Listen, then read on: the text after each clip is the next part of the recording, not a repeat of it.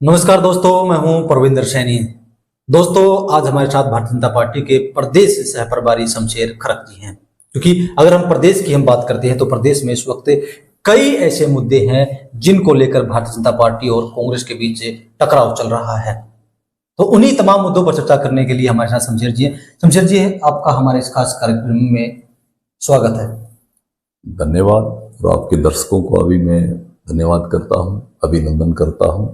और आपने हमारे इस कार्यक्रम में हमें शामिल किया, इसके लिए आपका भी बहुत बहुत धन्यवाद। शमशेर जी, अगर हम इस वक्त प्रदेश की बात करते हैं तो इस वक्त प्रदेश एक बहुत बुरे दौर से गुजर रहा है। पंजाब की बात करें, पंजाब की में चारों तरफ बाढ़ के हालात हैं, और हरियाणा की बात करते हैं तो हरियाणा में भी हालात ऐसे ही कुछ हैं, लेकिन थोड़े कम जरूर हैं, बेहतर जरूर है पंजाब से। तो क्या रहेगा सरकार का रुख? क्योंकि लोग कह रहे हैं कि हमारे घरों में पानी घुस गया, हमारे मकान गिर गए, हमारी फसलें जो हैं वो खराब हो गई हैं, ये फसलें से अगली फसल जो हमारी वो भी प्रभावित हो गई है।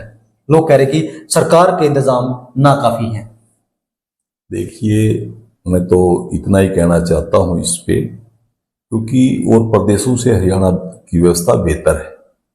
दूसरी बात, जैसे आपने पंजाब का जिक्र किया, ये एक प्राकृतिक आपदा है। इसमें किसके साथ किस प्रकार का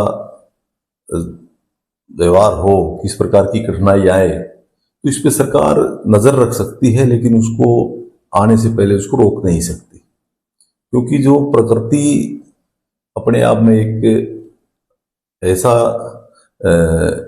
आपदा होती है, इसका हमें सदुपयोग भी कर सकते हैं जब ये आवश्यकता से ज्यादा हो जाती है, तो इसका हमें लगता है कि ये हमारे लिए नुकसानदायक भी रहती है, क्योंकि पानी की बहुत जरूरत रहती है। अब मैं आपको एक नई जानकारी देता हूं। अब की बात 80 से 85% फसलें बगैर किसी मेहनत से, कोई एक्स्ट्रा पानी लगाने की वजह से नहीं, जो बरसात आई उससे बड़ी अच्छी फसलें प्रदेश के पास हो रही हैं। और उसका देखना है यील्ड, जो उसकी एक पैदावार, कितनी अच्छी पैदावार होगी।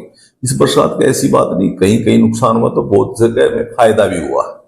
हम काफी जगह देखते हैं कि जो फसल है वो पूरी तरह डूबी हुई है, तो उस फसल में से क्या निकलेगा? देखो, माननीय मुख्यमंत्री जी ने स्वयं पूरे प्रदेश का दौरा किया है, और वो हर रोज सभी डिप्टी कमिश्नरों से इस बारे में डिस्कस करते रहते हैं। हर जगह का जो पानी की जो व्यवस्था, जो ज्यादा पानी होगा उसको निकालने की व्यवस्था कैसे हो। और फिर भी यदि किसी को नुकसान हुआ है तो माननीय मुख्यमंत्री जी ने ये घोषणा की है कि चाहे वो मकान के रूप में किसी का मकान गिर गया है, किसी की फसल खराब हो गई है, किसी के पशुओं की या कोई अन्य तरह की हानि हुई है, तो उसका मुआवजा भी मिलेगा। सरकार किसी भी सूरत में हरियाणा के लोगों को निराश नहीं होने देगी। ये माननीय मुख्यमंत्री जी बार बार इस बारे में लोगों को आगाह कर रहे हैं, लोगों को सूचनाएं दे रहे हैं, और लोगों से मिल रहे हैं। तो मुझे नहीं लगता कि हरियाणा में किसी प्रकार का कोई व्यवस्था की वजह से लोगों में निराशा हो। हाँ, ये जरूर है कि कहीं कहीं ज्यादा बारिश होने की वजह से थोड़ा सा अव्यवस्था जरूर फैली है। विपक्ष तो कह रहा है कि ना तो ड्रेनेज व्यवस्था ठीक है, और दूसरी तरफ अगर सरकार गंभीर होती तो अब तक इसे हरियाणा प्रदेश के अंदर आपदा घोषित करती। केंद्र सरकार की तरफ से राहत पैकेज मिलना चाहिए था, कोई भी काम नहीं हुए। देखो, वो प्रदेश और केंद्र का अपना काम है। जो माननीय मुख्यमंत्री जी को जिस चीज की जरूरत पड़ेगी, केंद्र उसको मना नहीं करेंगे। माननीय प्रधानमंत्री जी ने भी बार बार मुख्यमंत्री जी से बात की है, और दूसरे प्रदेशों का दौरा भी किया माननीय प्रधानमंत्री जी ने। जहां जिस प्रकार का नुकसान होगा तो वो केंद्र भी पूरी सहायता के लिए तैयार है। वो भारतीय जनता पार्टी की, जो केंद्र की सरकार हो, या हरियाणा की सरकार हो, या अन्य प्रदेशों की सरकार हो, जहां भी भारतीय जनता पार्टी की सरकार है वहां पूरी व्यवस्था और पूरा जो भी नुकसान होगा उसकी भरपाई की जाएगी। और मैं तो थोड़ा सा और आगे कहता हूं, जिस प्रकार से माननीय मुख्यमंत्री जी ने पंजाब को भी 5 करोड़ रुपए का अनुदान दिया मुख्यमंत्री राहत कोष में, जम्मू कश्मीर को भी दिया, हिमाचल को भी दिया, शायद उत्तराखंड को भी दिया हो, लेकिन हमारा प्रदेश बिल्कुल मजबूती के साथ जो भी कठिनाई आई उसके साथ खड़ा रहा है। प्रशासन ने पूरा अपने फौरी तौर पे सारे काम किए हैं। फिर भी कोई छोटी मोटी दिक्कत आई होगी तो उसके लिए भी मुख्यमंत्री जी बिल्कुल तत्पर हैं और हर रोज सूचनाएं ले रहे हैं। अभी पीछे मैं भी दौरा किया था, उससे पहले हिसार में, हांसी में दौरा करके आए। जहां भी एक कठिनाई है वहां पे मुख्यमंत्री जी स्वयं संज्ञान में लेके इसको दुरुस्त कर रहे हैं। शमशेर जी, ये तो बात हुई बाढ़ की। अगर हम बात करें, पिछले दिनों सरकार ने एक बड़ा ही एक फैसला लिया था, जीएसटी। जी जीएसटी में सुधार के लिए, जिसे गब्बर सिंह टैक्स नाम दिया था कांग्रेस पार्टी ने, कि ये गब्बर सिंह टैक्स है। तो अब कांग्रेस पार्टी वाले ये कह रहे हैं कि ये जो सुधार किया है ये हमारी वजह से हुआ है, सरकार को झुकना पड़ा है। देखो, टैक्स में हमारे जो माननीय प्रधानमंत्री जी की सोच थी कि वन नेशन वन टैक्स, में पूरे देश के अंदर एक जैसा टैक्स हो, उसमें हमें कामयाबी मिली है और उससे किसी भी प्रदेश को किसी प्रकार की कोई दिक्कत नहीं हुई। फिर जिस प्रकार से भाई समय के अनुसार जो कोई भी आप कार्य करते हैं उसमें सुधार की गुंजाइश रहती है, तो इसके लिए ये कांग्रेस की भूल है। भारतीय जनता पार्टी की चाहे कहीं सरकार चाहे कहीं कांग्रेस की सरकार, सबके लिए एक समान टैक्स है। और कांग्रेस ये कहती है हमें करना, वो कुछ कर नहीं पाए अपने 70 साल के राज में। वो कोई भी इस पे कोई ऐसा, वहां पे टैक्स चोरी होती थी काफी हद तक। जब से जीएसटी आई है, टैक्स की चोरी को रोका गया है और टैक्स का राजस्व का प्रदेश सरकार को, केंद्र सरकार को बढ़ावा मिला है। दूसरी बात मैं ये कहना चाहता हूं कि जिस प्रकार से ये जो टैक्स जीएसटी कम किया है, तो माननीय प्रधानमंत्री की सोच है वोकल फॉर लोकल की। जो स्थानीय उद्योग हैं, ये जो दूसरे व्यापार के काम हैं, या एक आम कस्टमर को उसका फायदा हो, तो इन चीजों को, जो रोजमर्रा की चीजें हैं उन पे काफी टैक्स कम किया है। जो दूसरी चीजें हैं उन पे थोड़ा सा और कम, थोड़ा सा ज्यादा है। लेकिन फिर भी मैं यूं कहता हूं कि जो सुधार की गुंजाइश है, ये भारतीय जनता पार्टी जब से आई है हर चीज में, चाहे वो अभी बात चल रही है वन नेशन वन इलेक्शन की, वो हमारे देश को जोड़ने की बात करते हैं। खाली दिखावा बाहर जोड़ो यात्रा करके भारतीय जनता पार्टी नहीं, भारतीय जनता पार्टी जो कहती है वो करती है। माननीय प्रधानमंत्री जी ने जो नई जनरेशन के लिए लाल किले पर 15 अगस्त को ये घोषणा की थी कि भाई हम जीएसटी में सुधार करेंगे, और वो अभी जीएसटी की जो बैठक हुई इसमें सुधार हुआ और वो अभी लागू हो जाएगा। तो मैं ये कहना चाहता हूँ, हमें कांग्रेस का या किसी दूसरी पार्टी का कोई वो श्रेय लेना चाह रहे लो, हमें कोई फर्क नहीं पड़ता इस बात से। हमारा काम है देश की अर्थव्यवस्था को ठीक करना, देश में विकास को आगे बढ़ावा देना। और जो हमारे प्रधानमंत्री जी ने जो सपना देखा है 2047 में देश विकसित देशों की लाइन में खड़ा हो, इसी विषय पे हम काम कर रहे हैं। एक बात शमशेर जी ये निकल कर सामने आती है, जिस तरीके से आप लोगों ने कहा था कि हमारा जो संकल्प पत्र है हम इसके तमाम वादों को पूरा करेंगे, उसमें से जो पहला वादा था कि लाडो लक्ष्मी योजना 2100 रुपये, आप लोग कहते हैं कि हमने अपना वादा पूरा कर दिया, लेकिन विपक्ष ये कहता है कि जो कंडीशन अब आप लेकर आए हैं वो कंडीशन उस वादे के अंदर कहां थी। ये जनता के साथ धोखा है। देखो, माननीय मुख्यमंत्री जी ने भी, माननीय प्रदेश अध्यक्ष मोहनलाल बड़ोली जी ने भी, और हमारे तमाम नेताओं ने जब भी कोई विषय मीडिया के माध्यम से आया है तो उसको बिल्कुल बखूबी रखा है। उन लोगों ने कोई योजना है, हमने ये योजना हम लेके आए तो इसको लागू किया, 2100 रुपये सभी बहनों को मिलेंगे। लेकिन इस चीज पे विपक्ष के आदमी सोचते नहीं है। अब जो महिला, जो बहन सर्विस में ऑलरेडी काम कर रही है, तो उसको उस योजना का क्यों फायदा होना चाहिए? वो तो ये जरूरतमंदों के लिए होती है। कोई भी योजना सरकार की तरफ से जरूरतमंद होते हैं उनके लिए होती है। फिर भी मैं ये कहता हूं, प्रदेश में लगभग 21-22 लाख महिलाओं को, बहनों को इनका फायदा मिलेगा। और जो महिला ऑलरेडी पेंशन ले रही है, कोई मान लिया बुढ़ापा पेंशन ले रहे, ये कहते हैं सभी को मिले। जो बुढ़ापा पेंशन जो ले रही है उस महिला को क्यों मिले? उसको तो ऑलरेडी एक सहयोग सरकार की तरफ से मिल रहा है। जो बहन 17 साल से और जो 55-60 साल के आसपास के, मेरे ख्याल में इसमें है 59 साल तक, जो 64 साल तक, 59 साल तक, सॉरी मैं इसमें करेक्ट नहीं था, लेकिन फिर भी मैं ये कहता हूँ भाई, माननीय मुख्यमंत्री जी ने यही कहा, जो महिलाओं को जो दूसरे लाभ नहीं मिल रहे, पेंशन का लाभ या दूसरा सर्विस का लाभ है जिनके पास, उन महिलाओं को तो जरूरत ही नहीं है इसकी। टेक्निकल दिक्कत ये बता रहे हैं कि सरकार कह रही है कि जिन लोगों की आय 1 लाख रुपए तक है, और सरकार 1,80,000 वालों को बीपीएल मानती है, यानी कि गरीब परिवार हैं जिनकी आय 1,80,000 रुपए है, तो कम से कम जो क्राइटेरिया है वो 180 तक तो होना चाहिए था। आप लोगों ने 1 लाख टेक दिया। ये भी इस पे विचार करने की बात है। माननीय मुख्यमंत्री का ये पहला स्टेप है। पहले स्टेप में 1 लाख तक की करेंगे, उसके बाद अगले स्टेप में जो दूसरी महिलाओं की करेंगे, मतलब वो दूसरी महिलाओं को भी मिलेगा, जिनको जरूरतमंद हैं उनको भी मिलेगी। लेकिन ये एक बार लागू करी है, ये कितनी बड़ी बात है। अब जो योजना हमने लेके आए, जो संकल्प पत्र में हमने जो अपनी एक संकल्प लिया, उसको सिद्धि की तरफ लेके गए हैं, हमने वो लागू किया है। अभी इससे पहले माननीय मुख्यमंत्री जब 1 साल सारा हुआ है, लगभग वादे हमने पूरे कर दिए हैं। तो ये कोई बड़ी सोचने की विषय है कि भारतीय जनता पार्टी जो कहती है वो करती है। माननीय मुख्यमंत्री प्रतिदिन जो भी हमारे संकल्प पत्र में किसी प्रकार की कोई भी हमने योजना या कोई भी किसी प्रकार का जो वादा किया है उसको पूरा करने का काम कर रहे हैं, और इसमें हमारा केंद्र सरकार से बड़ा सहयोग मिल रहा है और जनता का भी बड़ा सहयोग मिल रहा है। जो भी योजना आई है उसका सराखों पर जनता ने लिया है। विपक्ष का काम बुराई करना है, गलत प्रचार करना है तो वो करे, लेकिन हरियाणा की जनता इन सब बातों को समझती है। ये क्राइम का ग्राफ हरियाणा में बड़ी तेजी के साथ बढ़ रहा है। आपने देखा विधानसभा में किस तरीके से ये जो विपक्ष है उसने जोर शोर से हंगामा भी किया है। देखो, विपक्ष का काम हंगामा करना है, लॉ एंड ऑर्डर का काम सरकार का है। सरकार लॉ एंड ऑर्डर पे जब जवाब देना शुरू किया माननीय मुख्यमंत्री जी, विपक्ष भाग खड़ा हुआ था। उन्होंने कहा कि सुनते नहीं हमारे, इसलिए मैं भागना पड़ा। नहीं, विपक्ष का काम एक जब कोई आरोप लगा के भाग जाने का काम नहीं है, उसका जवाब भी सुनने का काम विपक्ष का है।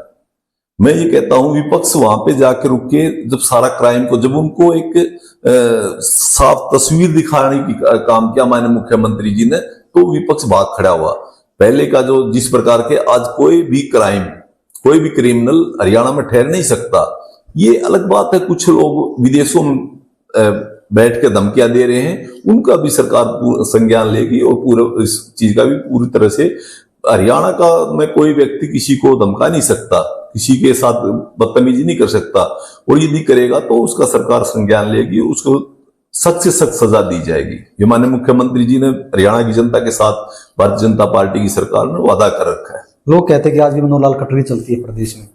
नहीं, ये देखो, मेरे को ये समझ नहीं आ रही, हमारी पार्टी के नेता माननीय मनोहर लाल जी 10 साल या मुख्यमंत्री रहे हैं, हमारे राष्ट्रीय नेता हैं, और उन लोगों ने इस पार्टी को खड़ा किया है, और माननीय मुख्यमंत्री जी भी उनके साथ उंगली पकड़ के उन्होंने राजनीति सीखी है, उनके साथ आगे बढ़े हैं, और पार्टी ने माननीय मुख्यमंत्री जी को ये जिम्मेवारी दी है। तो इन लोगों को क्या मतलब इस बात का किसकी चलती है किसकी नहीं चलती है? माननीय मुख्यमंत्री जी जो निर्णय लेना होता है, एक विचार करना अलग बात है। ये हमारा एक परिवार है, किसी व्यक्ति विशेष की पार्टी नहीं है, किसी एक घर की पार्टी नहीं, किसी एक कास्ट की पार्टी नहीं है, किसी एक क्षेत्र की पार्टी नहीं है। भारतीय जनता पार्टी सबकी पार्टी है, और हमारा सामूहिक फैसला लेते हैं, और कोई भी कार्यक्रम होगा माननीय मुख्यमंत्री जी सबसे सलाह मशवरा करके चलते हैं, और यही एक लोकतंत्र में खूबसूरती है, सबका साथ सबका विकास। क्या आप लोगों की कांग्रेस के साथ सेटिंग है? ये हमारी क्या सेटिंग हो, हमारे विरोधी हैं, हमारी क्या सेटिंग होनी है? कांग्रेस के लोग इस तरह की बातें करते हैं क्योंकि उनके अंदर उनका कुंभ का बिखराव है। आज एक तरफ उसकी जो सुरजेवाला की निजी सेना है, एक तरफ शैलजा की निजी सेना, एक तरफ भूपेंद्र सिंह की हुड्डा की निजी सेना है। अब वो कौन सी सेना कितनी आगे बढ़ जाती है तो उनका आपस में ये बात तो भी कहते हैं कि राव इंद्रजीत की अलग सेना है या दूसरी राव नरबीर की अलग है। नहीं, माननीय मुख्यमंत्री जी, माननीय प्रधानमंत्री जी जो आदेश देते हैं, तो भारतीय जनता पार्टी का एक भी सिंगल नेता बता दो उसका किसी ने विरोध किया हो। हमारी पार्टी में, संगठन में, पार्टी सरकार में पूर्ण रूप से अनुशासन के साथ और सबको साथ लेके चलने का जो वादा है वो संगठन में भी दिखाई देता है, वो सरकार में दिखाई देता है।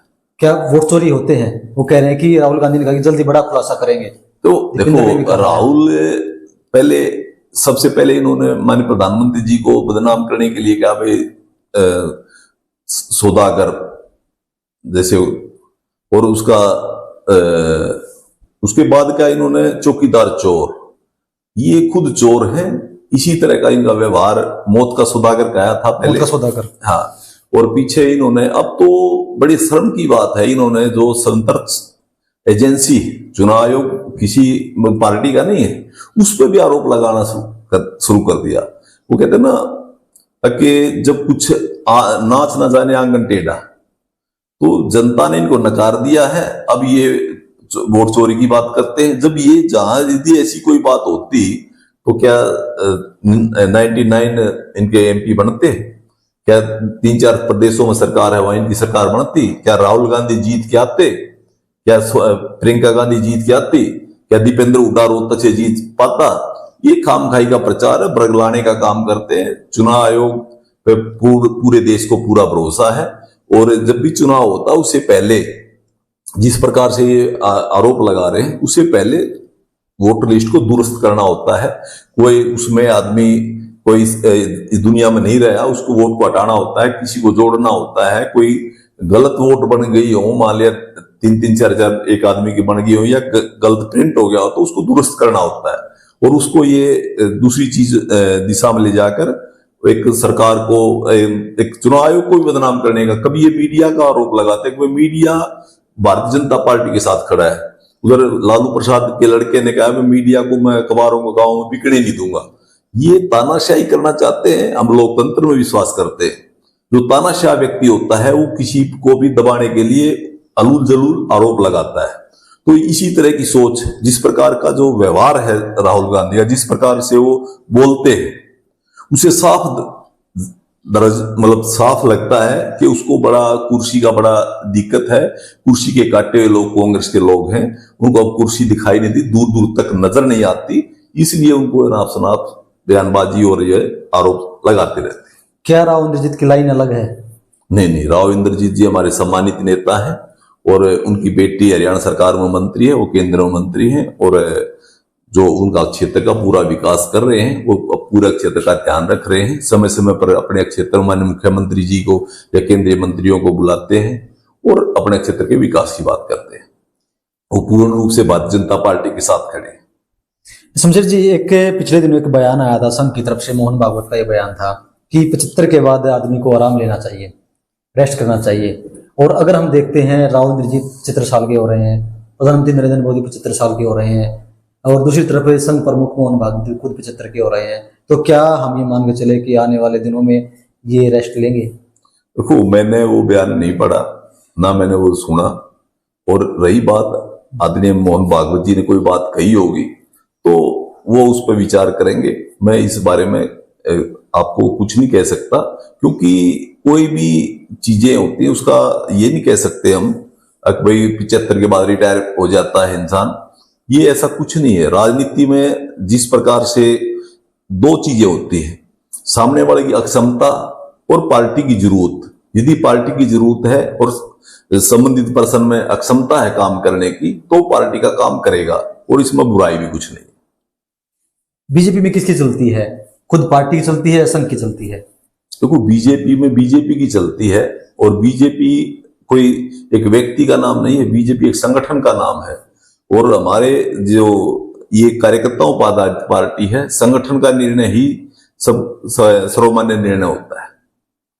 तो चलिए दोस्तों, कहीं ना कहीं जो भारतीय जनता पार्टी है उनका यही कहना है कि संघ का यहाँ पर दखल नहीं, और दूसरी तरफ जहां तक प्रधानमंत्री नरेंद्र मोदी की बात हो या फिर जो दूसरे मुद्दे हों, उन पर शमशेर जी ने खुलकर बेबाकी के साथ अपनी राय दी है। शमशेर जी, अपना कीमती समय देने के लिए और हमसे बातचीत करने के लिए बहुत बहुत धन्यवाद।